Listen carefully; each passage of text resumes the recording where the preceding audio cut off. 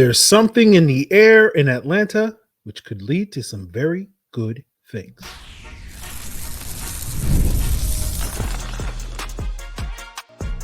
You are Locked On Falcons, your daily Atlanta Falcons podcast. Part of the Locked On Podcast Network, your team every day. Welcome back, everyone, to another illustrious episode of the Locked On Falcons podcast, your daily Atlanta Falcons podcast, part of Locked On Sports Atlanta, your team every day. And today's episode is brought to you by PrizePicks. Go to prizepicks.com/LockedOnNFL and use code in all lowercase LockedOnNFL to win $50 instantly when you play $5. So if you don't know me, I'm your very humble host, Aaron Freeman, aka Mr. Drew, aka the Jolly Green Giant, aka Mr.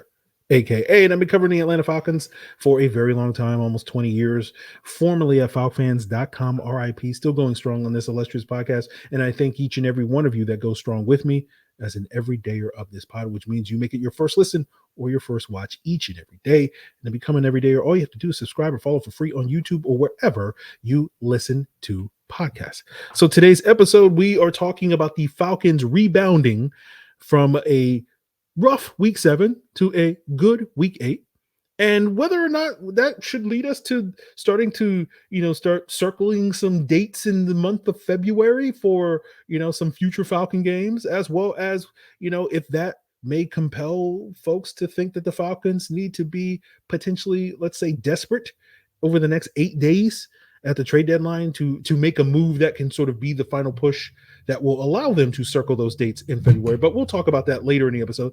Let's start sort of talking about what we talked about coming off of the heels of that Seahawks loss, which was we were going to learn a lot about this Falcons team based off of how they rebounded, if they rebounded, how they responded to that Seahawks loss. And, we got the answer on yesterday. They responded very well. They came away with a win. It wasn't the prettiest win, but, I don't know how many times I have to come on this podcast every single week on the crossover and tell you guys, hey, it's going to come down to it's going to be a close game. It's going to come down to the final 5 minutes. Whoever makes the most plays, whoever gets the ball last is probably going to determine who wins these games. And yet every week people are like, I can't believe they had another ugly win. It's like, all right, guys, like, you're going to wake up to reality or you're going to continue living in your fantasy world. But, a lot of that is expectations. Right? If you expect, this team to be a Super Bowl contender, then you probably are disappointed with some of the ways that the Falcons are winning. More on that later in terms of whether or not you should have those sort of expectations on the team. But, the big thing this week was we really wanted to see how Kirk Cousins responded, and he had a nice bounce back game, arguably had his worst game of the year against the Seattle Seahawks. I haven't watched the film yet, but at least first glance watching the game live on Sunday, thought he had arguably his best game this past Sunday against the Bucs, right? Like, that first Bucs game, the numbers look great, but you saw a lot of Kirk Cousins chaos in that game, right? And we talked about that on the All 22 review on that Sunday, where a lot of people were upset because I wasn't sitting here telling you like, oh my God, this is the greatest performance I've ever seen. And again, at first glance, I don't recall too many of those bad, chaotic Kirk moments. And like instead, we got good, chaotic Kirk moments, which is, hey, Kirk, I'm going to scramble for 13 yards on a 2nd and 14 or whatever it was, rather than sort of the bad moments where he's forcing the ball into like triple coverage and being like, Darnell Mooney, go get the football. And it's like, sometimes Darnell Mooney got it in that first matchup. So that's why, like I said, but again, we'll see what the film says, but we'll get more into that in depth on tomorrow's All 22 review, but I do want to focus a lot on Kirk potentially tomorrow, just like last week, we focused a lot on Bijan's big day against Seattle, and sort of want to highlight Kirk's performance against this Bucs team and kind of figure out how much of it was just, hey, the Bucs are still using that classic cover 3 defense, because I bring that up because I think a lot of their success, the Falcons that is, in that first Bucs matchup was because the Bucs were like, hey, we're going to play classic cover 3 like it's 2015 all over again, which is an interesting choice given that these McVay, Shanahan style offenses that obviously Zach Robinson being the McVay protege runs are kind of specifically designed to attack that sort of classic cover 3 defense, but yet the Bucs were like, no, we're going to do it. And again, that's not to take away credit from the Falcons, right? It's just one of those things where you figure, going back to that previous match, I'm not talking about this past Sundays, but you figure, once a team gets like 340, 380 yards, depending on who you look at, the stats you look at over the passing over the middle, you figure that they'll probably switch things up. You figure that they probably would have switched things up after you got to like 200 yards over the middle, as opposed to racking up another 150, 180 or whatever. But, Todd Bowles ain't that. And I give Todd Bowles grief on this podcast, not because I think Todd Bowles is a bad defensive coordinator. I think he's actually a good defensive coordinator, but I just have several memories of him specifically in Falcons matchups, just coming up with some bad game plans and not making adjustments in game. Like the very first time was that 2014 game when he was still the defensive coordinator with the Cardinals. And he was like, Patrick Peterson, we're going to put you on an island against Julio Jones. And Julio Jones proceeded to catch 10 passes for 189 yards and a touchdown. And I remember talking about that with Alan Stirk, my former co-host on the podcast back then, the Falcons Fans podcast, RIP, back in that day. And it was like, yeah, that's just Todd Bowles being bad. Like when Julio would have those monster games, not to make this a Julio conversation, but like to me, that was more of a defensive coordinator issue than your cornerback is bad issue, because it's like that guy was put out there to be sacrificed, and it's like, all right. So that's why I give Todd Bowles grief, because it's a decade of Todd Bowles being like, what are you doing, Todd? What are we doing? But I do want to see what those adjustments that the Bucs made this time around and the ways that the Falcons were able to exploit that. And that will be something that we'll key on over the next 24 hours when we get to the all 22 review. But again, going back to the original point, you like seeing this team respond, and it's telling, it's important, right? It says that they have a backbone. It says that they can respond to adversity. It's one of those intangible qualities that comes from coaching and leadership, and intangible meaning something you can't touch, something you can't feel, something you can't measure. It's just something in the air. And so you go back to the 6 years of the Falcons missing the playoffs prior to this season, right?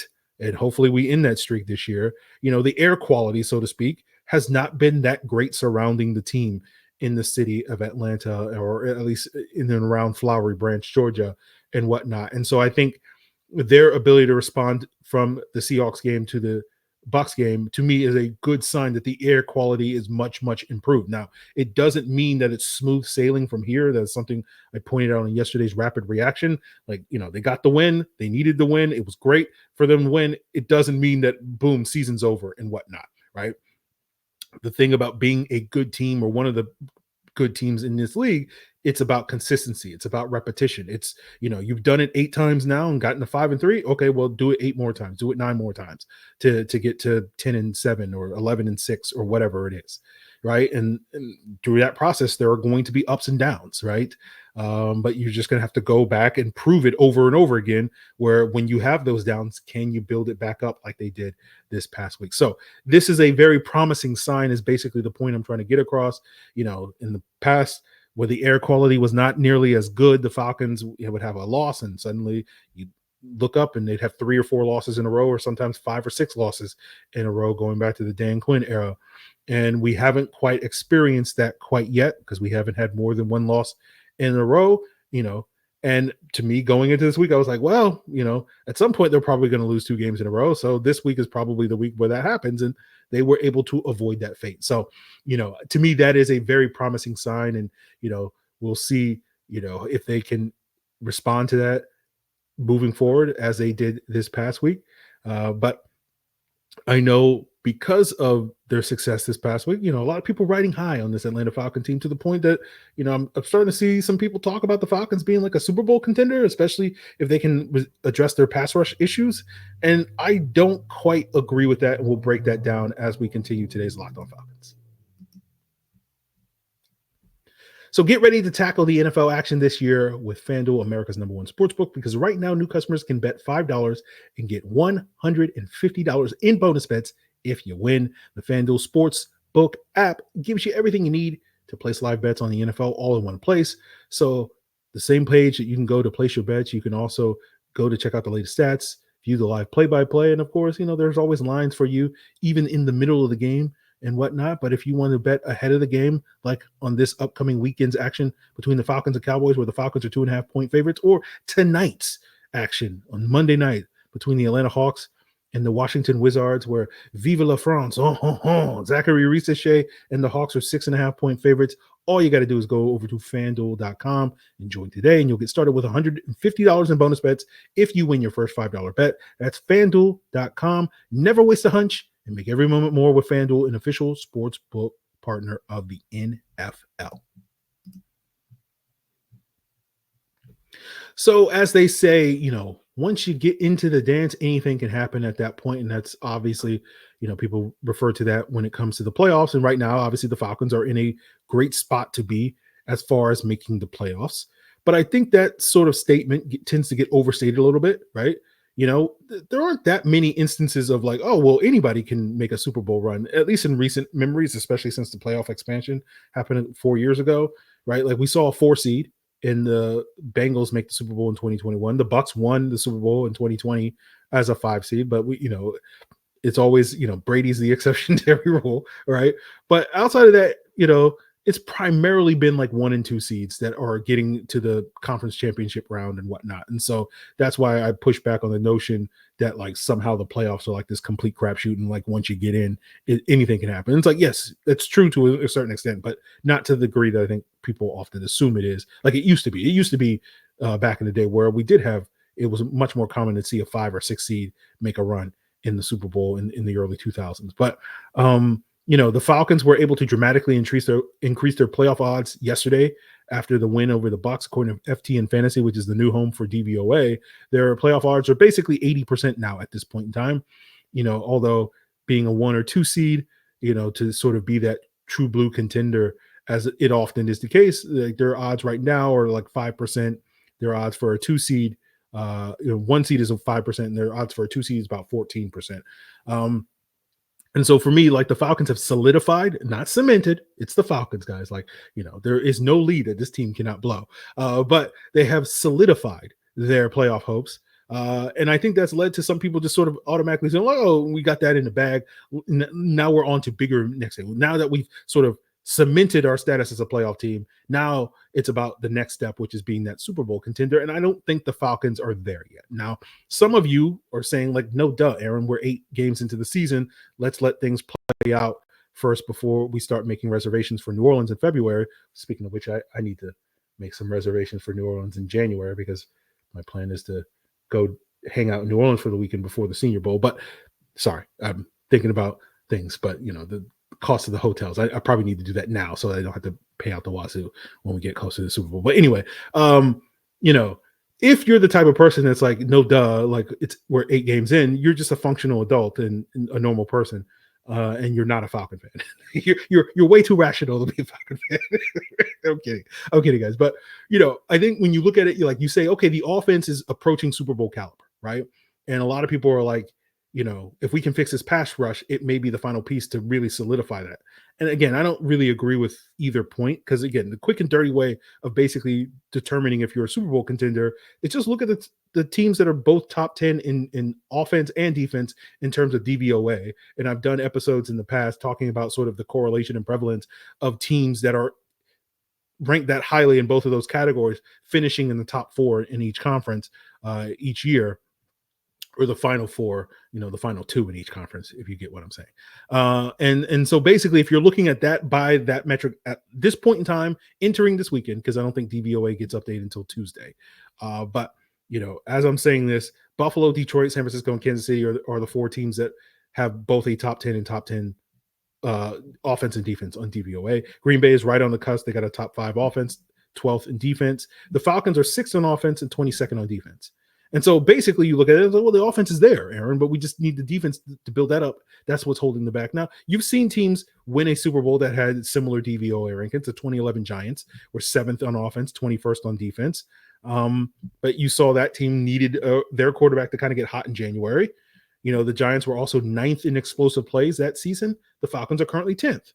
So you need Kirk to basically pull a Eli, which Eli is kind of an anti-Kirk, or Kirk is an anti-Eli, because Eli was a mid-regular season quarterback, but a great postseason quarterback. And Kirk, I won't say is a great, but is a good regular season quarterback and a very mid postseason quarterback. So we need Kirk to suddenly become a different person this January in order for the current version of the Falcons to make a Super Bowl run. And so that's one obstacle that you need to overcome. The other obstacle is the explosiveness. Now, to me, I think the explosive numbers are a little massaged because the Falcons haven't been that explosive against non-Todd Bowles-led defenses, right?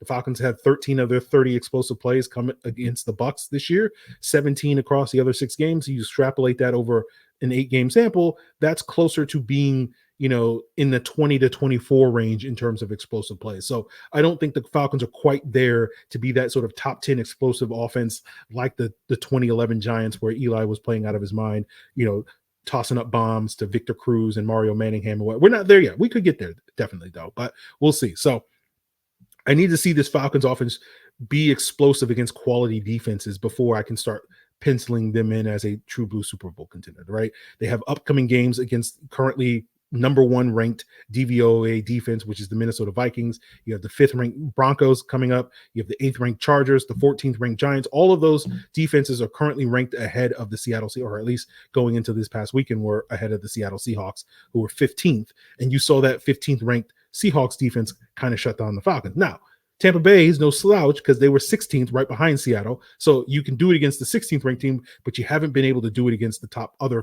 top 15 defenses, not only Seattle, Pittsburgh, Philadelphia, Kansas City. Your passing attack has been pretty meh against those defenses. So I want to see them being better than meh, not less than meh, better than meh against similar caliber defenses as the rest of the season unfolds before I can sit here and say, yes, you are offensively a Super Bowl contender. And again, I don't say that to be negative. I just think people get a little too eager to try to crown the Falcons halfway through the season, similar to, I remember last year, people were asking me when they were like 3-3, being like, can we get a pass rusher? And that will be the thing that solidifies us to the Super Bowl. And I was like, wait a second, guys. We just need to make the playoffs, my guy. Like, you're sitting here getting far too ahead of yourself talking about this team as Super Bowl contender. That's why I sit here and I joke. It's like, Falcon fans, and again, it's not all of you. It's just a couple of people are just kind of a little, like, what are we doing here, guys? But, I'm not ready to crown the Falcons at this point in time just because they barely beat the Bucs twice is basically the point I'm trying to get across. And so I think we need to see a lot more from this offense, right? And see what they can do, right? Before I start talking about this team like they're one of the 5 to 7 best teams in football, right? Other areas in addition to being more explosive against those good defenses. I want to see you improve in the red zone. They're 23rd right now in red zone efficiency. They're bottom 3 in short yardage success. And again, it may feel like nitpicking to a lot of you guys, but like, to me, a Super Bowl caliber team, when you need to be able to get a yard, you can get a yard. And the Falcons haven't been that team because they can't run in short yardage. You saw that rear its ugly head yesterday, where that's why the Falcons had to go for it on a 4th and 1 and have Kirk convert, because they tried to run it with Tyler Algier up the middle and they couldn't get a yard, right? And so, like, that's why, like, I sit here and I say, like, we're not there yet in terms of calling the Falcons offense a Super Bowl contending offense. We might get there, right? It's been a great Kirktober, right? But it's been a good Kirktober, but not a great one, right? And can the Falcons build off of this in Kirkvember? Can they then continue to build off of that in Kirkcember? And then when we get to January, that's when, the magic happens. But we will see on that front. So, I want to make it clear. I don't think the Falcons suck. Right? I do not think that at the slightest. I just don't think we're quite there to having the conversation, talking about this team like they're a true blue contender in the NFC and suddenly a team that can really make a run. They might get there. We might get there. We absolutely might get there if the air quality continues to be high and good here in Atlanta over the next 2 months or whatever the case may be. But we're not there yet. So I would say pump the brakes a little bit on that. But because of those increased expectations, I think it's made people much more desperate that the Falcons need to make a move at the trade deadline to improve their pass rush. And it's basically under the idea that they'll be wasting a potential Super Bowl run with this pass rush basically being the anchor that holds back this team from reaching their true potential. And we'll explain why I don't quite agree with that perspective.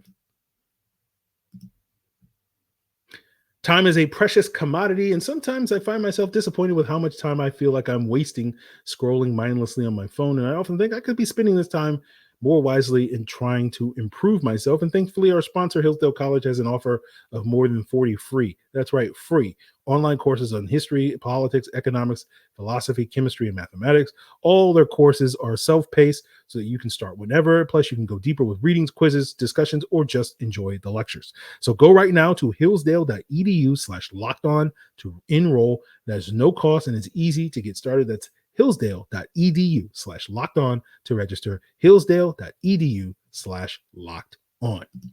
And PrizePicks is America's #1 daily fantasy sports app with over 10 million active users because it's the easiest and most exciting way to play daily fantasy sports.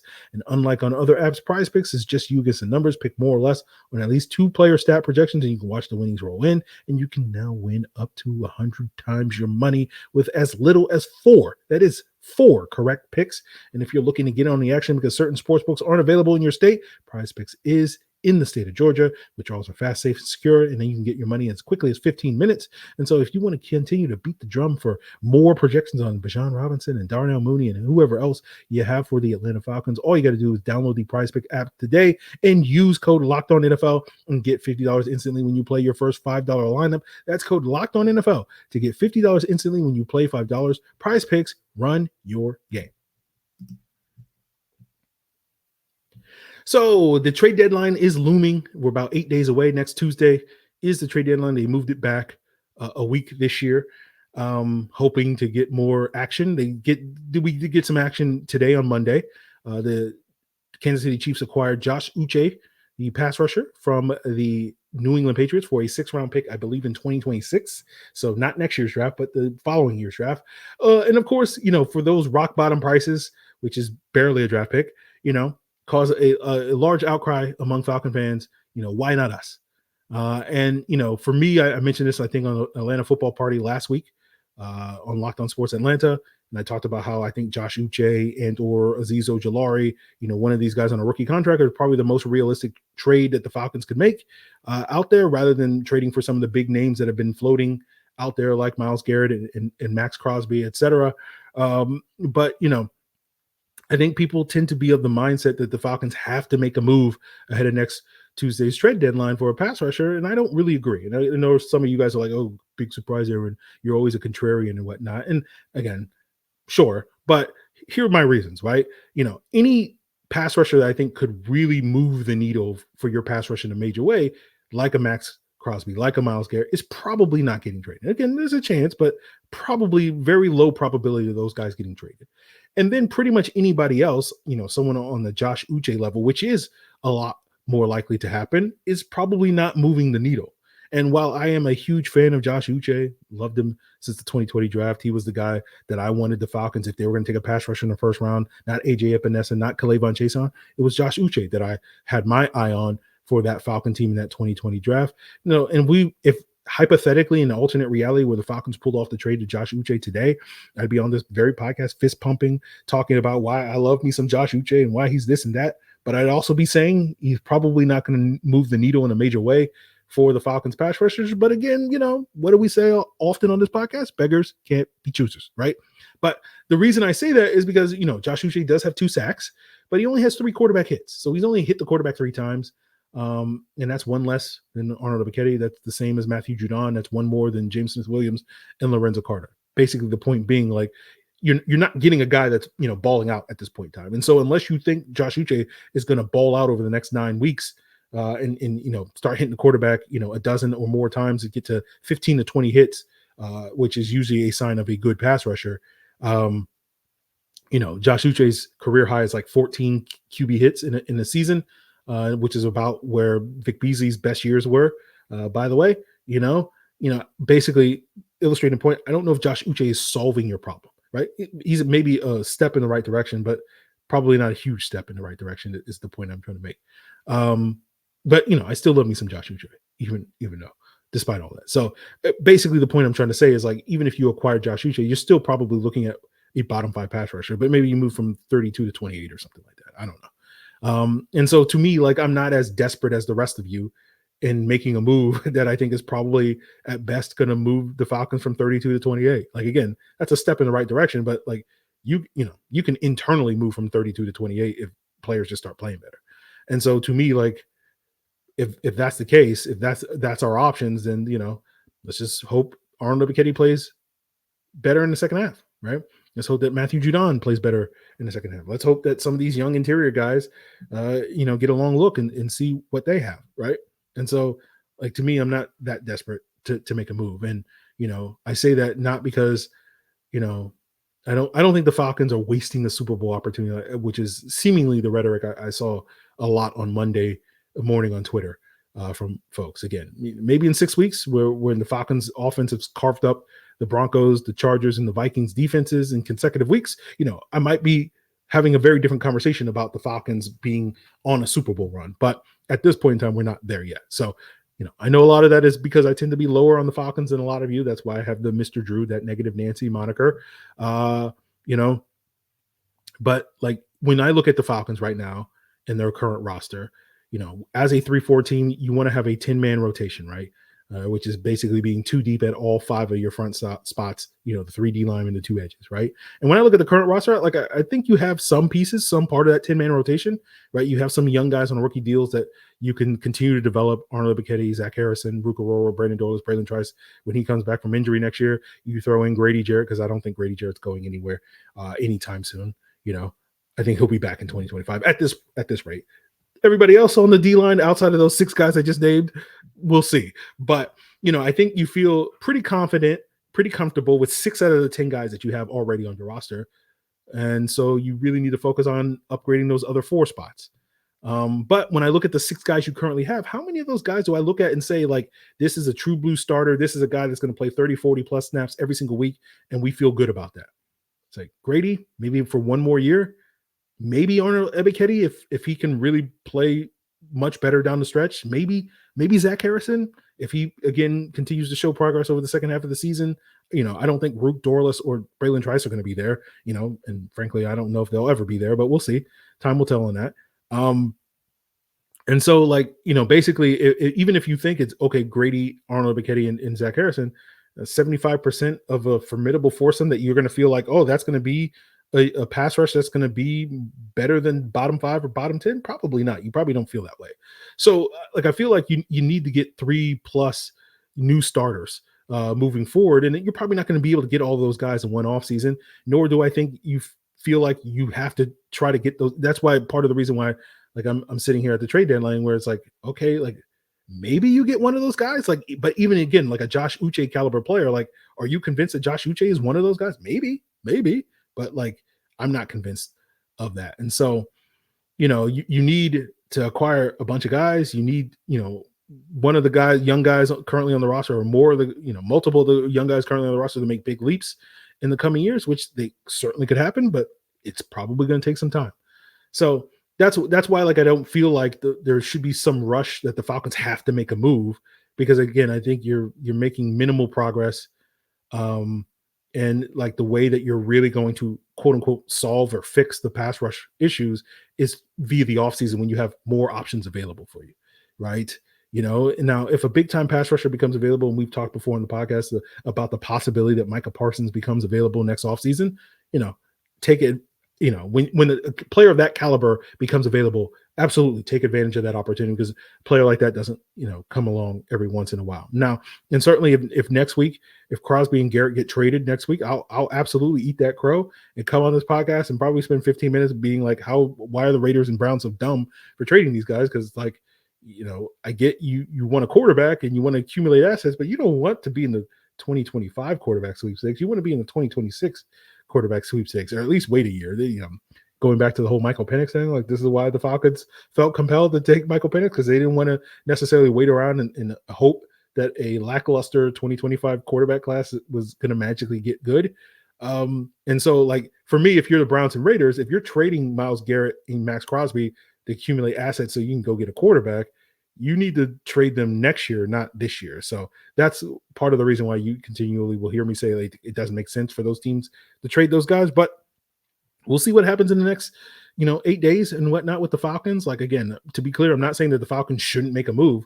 I'm just sitting here saying, like, I don't think the Falcons should feel desperate to make a move at the trade deadline or else, or like suddenly, oh my God, the season goes down the drain because the Falcons didn't go out there and get another guy that can add 2 or 3 sacks to their, defense. And suddenly that was going to save the season. Because I think that's probably the realistic situation.